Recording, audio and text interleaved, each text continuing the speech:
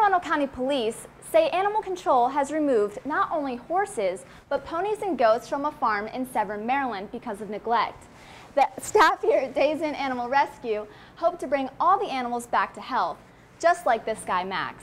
A woman bites her way out of an attack in a quiet Baltimore County community. Police are asking for the public's help in identifying the suspect. The Grand Prix of Baltimore is one of the largest and most exciting sporting events on the East Coast. The cars are getting up to over 200 miles an hour, and Charm City is hoping energy will attract over 100,000 spectators. After the Orioles' surprisingly successful 2012 season, fans eagerly await opening day. Reporting from Camden Yards, I'm Lauren Sarchiapone. You would think most hospitals only have to worry about their patients.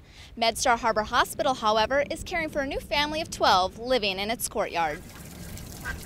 The newest nursery at MedStar Harbor Hospital is a must-see. I work in labor and delivery, work with babies, so we really enjoy this. A mallard mother set up nest in the hospital courtyard about a month ago. Smart move. She and her 11 ducklings, just 2 days old, are protected from predators. The hospital staff is more than thrilled to host the newest distractions. Oh, we have the perfect view from the OR suite on the second floor. So we all sort of perch in the windowsills like there were 10 of us yesterday lined up. And everyone still seems to get their work done. Lunch break has been a little more entertaining since the ducklings have hatched. So we kind of stop by and we'll take a peek and see if we can find them and watch them, go one by one. The mother and her babies have everything they could need in the courtyard, including a surrogate father, facilities manager Bob Becker, who feeds and looks after them. They've got water, they've got bugs and stuff that they can eat.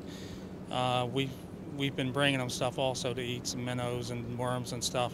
The only challenge appearing for the mallards is getting back to the water in their natural habitat. They're stuck until the chicks learn to fly. These are wild animals. They need to be out in nature where they belong. So we're going to hopefully supervise a safe transition for them. So how do the ducks get to the water? Down the hallway, of course. If she's ready to go, then that's what she'll do, and then we'll have a guy here that will actually lead her all the way out to the river to make sure that she's safe. The hospital hopes the ducks will make their way to this water soon. Reporting from South Baltimore, I'm Lauren Sarchiapone. A woman bites her way out of an attack in a quiet Baltimore County community. Police are asking for the public's help in identifying the suspect. Peaceful, serene, pricey home neighborhood. Not the usual sight of a broad daylight attack. Very concerned because it is such a nice, quiet neighborhood, and all the neighbors are on edge for sure. Police now find themselves patrolling the streets of this West Woodlawn community after a young woman was pulled into the woods while she was jogging.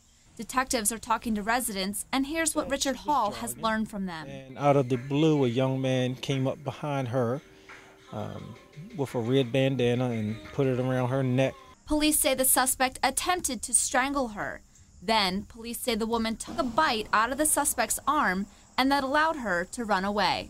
It was not necessarily an incapacitating bite. However, he was wearing clothing, so we are not certain as to how deep the bite would be, whether the bite would still be visible. We do know that she bit him on the arm, and we believe that may be an identifying feature. After speaking with the victim, police were able to draw a composite sketch of the suspect. He's believed to be between the ages of 16 and 20. Detectives say when the woman ran away, her attacker ran further into the woods. I told the officers they came here today. If it had happened to my wife or my 2 daughters, I would have been walking around the neighborhood looking for whomever it was. Police are offering a $2,000 reward leading to the conviction of the assailant. Reporting from Towson, I'm Lauren Sarchiapone. The morning of January 9th, 2010 is still tough to talk about for Sandra Jenkins. I ran out the door and saw. This dash cam video shows a Frederick County Sheriff's deputy at the Jenkins home looking for their son, who failed to appear for a juvenile court case. Then you see a chocolate lab, Brandy, tail wagging and barking, approach the deputy. Moments later, the deputy shoots Brandy.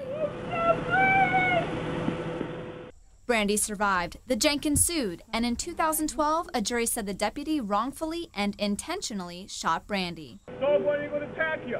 And the jury awarded Sandra and Roger Jenkins $200,000 in damages for emotional distress.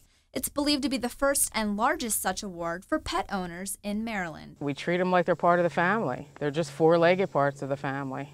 Maryland law allows pet owners only to receive per pet up to $7,500 for reasonable and necessary veterinary expenses to help the animal heal. Attorney Rebecca Luss successfully argued Brandy's owners were also victimized by the deputy, who appealed the ruling. If pet owners and homeowners cannot sue to uphold their own constitutional rights, what is going to deter police officers from coming on anyone's property and automatically shooting their beloved pets? Because of the appeal, the Jenkins have not collected the jury's award. You wouldn't believe what we've been through with Brandy, and we still go through it. Meanwhile, they say they've spent thousands of dollars on medications and blood tests to keep Brandy alive. This is 11 News at 6 p.m. Good evening, I'm Lauren Sarchiapone. Tonight's big story, Baltimore City Police are investigating the fatal stabbing of a man early this morning in southeast Baltimore. Officers found a man with a stab wound in his chest in the 400 block of North Montford Avenue. He was pronounced dead at an area hospital. Homicide detectives say they're interviewing a person of interest.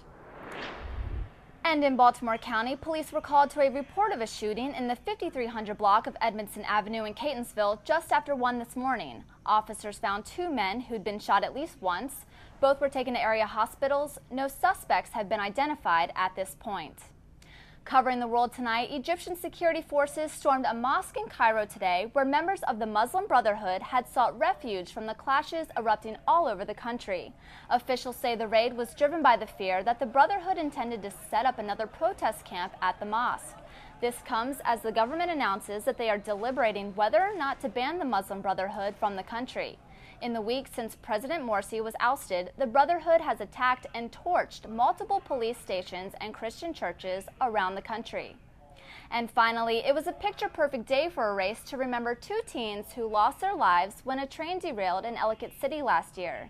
The 2 Miles for 2 Hearts Memorial was held in honor of 19-year-olds Elizabeth Noss and Rose Mayer. The 2 college students died last August when they were buried under a coal that spilled from a derailed car. Elizabeth's brother said that he could not believe the turnout of hundreds of people who came out for the race. That's all for 11 News at 6. I'm Lauren Sarchiapone. Have a wonderful night.